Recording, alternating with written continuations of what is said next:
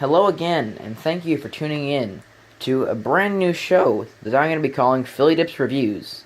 This is going to be a show where PhiliDips reviews. What will he be reviewing?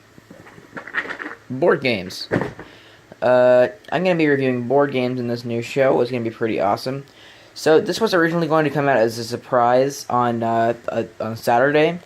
However, because I missed the upload yesterday, I decided to do a double upload today. So we're gonna be doing this now. So let's dive right into things. We're gonna be kicking it off with a review of Pandemic. This is the first cooperative game I ever got. It's still one of the best games that I have on my shelf.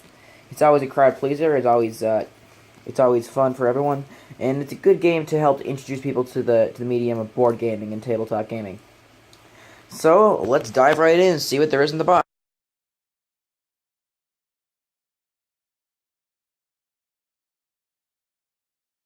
Thing we see here is this lovely board. I really like this board. It kind of gives you like kind of it's a very how do you describe it? It's kind of sci-fi futuristic kind of feel, It's like a digital map with all these cities here. We've got Johannesburg.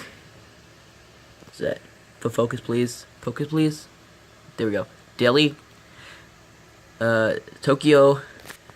Montreal, which is the only Canadian city. Why wouldn't Toronto be there? It's Montreal. Who cares about Montreal? Another thing that I like about this board is that it's got space for both the card decks, which I'll explain later. Which is nice. I always like how games then make room on the board for their components. There's a lot of stuff here like this and this and this that you may not know what their purpose is, but we're going to cover all of that later on in the review. This game has lots of cards. We've got this deck here, first of all, which I like the best, which is all different characters you can play as in the game. We've got Scientist, Contingency Planner, Dispatcher, Researcher, Quarantine Specialist. They're all very professional sounding, which is good, because you want to feel like professional in these games. You want to feel like a team of professionals who've all banded together to achieve a goal. We have these two decks here, which seem to be kind of the same kind of thing. Very, very, very similar. Hey, Montreal. Very, very similar, but we'll get to that later on too. Plastic bits. There's a lot of plastic in this game, which is kind of ironic because you're trying to save the world, but this game kind of destroys the world by using plastic. But yeah, these are all really nice parts actually. Like if you see here, hang on, focus please. There we go. Yeah, we got plastic bits. They're really nice. They're see-through, shiny. Again, give you the kind of sci-fi kind of vibe. Player pawns, tokens, which we will explain later. And yeah. Also, these little buildings here, which we also will explain later. Which I like them. They're the hotels from Monopoly. What's next? Alrighty, here's a game all set up. So you can see here we've got our team. It's a terrible team. Quarantine Specialist, Operations Expert, Researcher, and Contingency Planner. Worst team I've ever seen in Pandemic. We've got our crew here. Started in Atlanta. We've got all our bits laid out. And the disease has begun to spread across the board. So your goal in Pandemic is to cash in these cards. You gotta get a set of 5 of them. Collect 5 cards of a color, take it to a research station, cash them in, and oh god, sorry, cash them in, and cure that disease.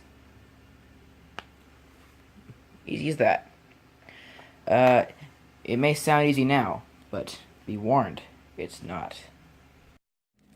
You see, in Pandemic, as your team spreads around the board, like airplanes heading around trying to save the world in some way, every turn, these cards are gonna pop up, and they mean that, for example, Madrid here, wherever that may be, Madrid, is gonna be getting a cube, and it's gonna happen 2 times every turn, but that will go up, and eventually it might even reach 4 of these cards per turn that's going to pop up and cause just chaos in your game. And eventually, if you don't control it fast, the world can be flooded. So you have to balance treating the resources with working towards the eventual goal of curing the diseases. Marvelous game. That's not even the worst part. The worst part of the game is these epidemic cards. Every time you draw an epidemic card, you'll be forced to A, tick up the dial, causing you to have to draw more cards at the end of every turn. Take the card from the bottom of the infection deck, in this case, Moscow, and put 3 disease cubes there, so it'll be filled up to the maximum.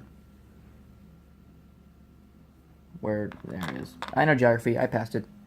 Here's the kicker. You gotta take the discard pile of the infection deck, shuffle it up, and then put it back on top of the infection deck. Meaning that you could very well draw a place that's already pretty infected, or even draw the place where the epidemic just happened. Not everything is against you. You will have some pretty powerful tools in your inventory. Let's take a look. First things first, you got all of these characters with different powers. For example, this guy can spend an action to build a research station at any city, no matter where he is. The quarantine specialist can, wherever she may be, she can block off infections to her region and any part touching it. So if I were to draw Johannesburg, Kinshasa, Lagos, or Khartoum, it would not be affected because she's quarantined the area, which is pretty helpful. The researcher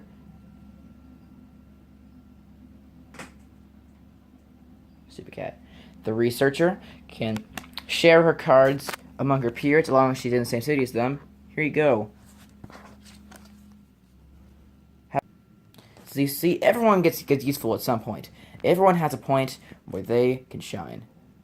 On top of this, in the deck, randomly, there are several lifelines that are special events that can happen in-game. For example, Brazilian population, immunizing an entire city from a disease. Or, my personal favorite, airlift. Nice and simple. Play to move any pawn to any city at any time. Very helpful in certain situations.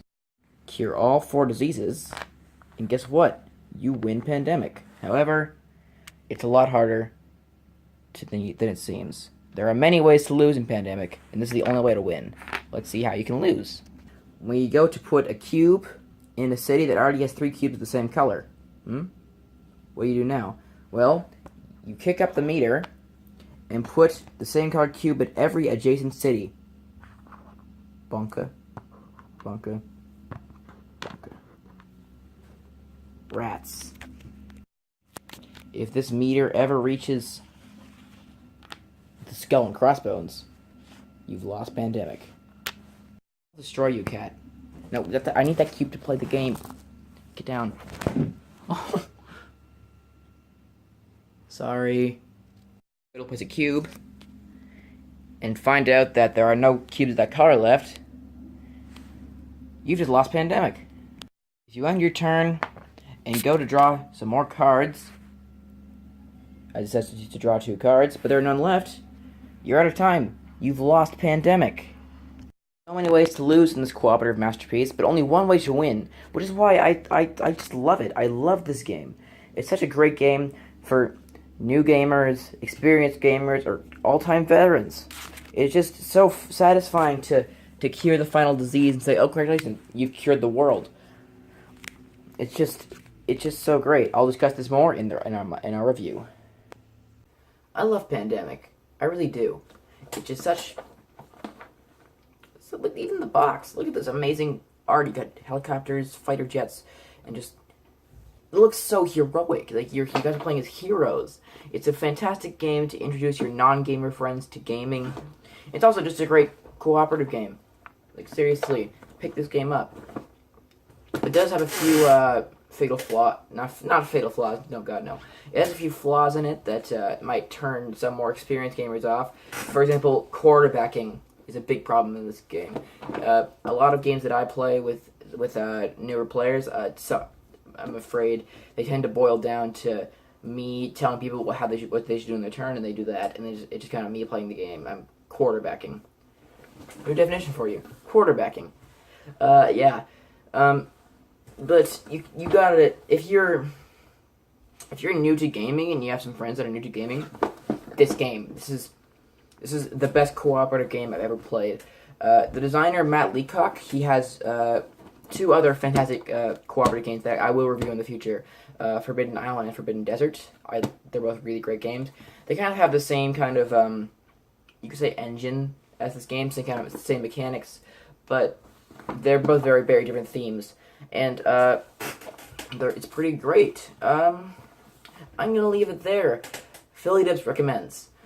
I'm gonna leave it there. So yeah, I'll be back on Wednesday with another episode of Tales from the Table. Ciao.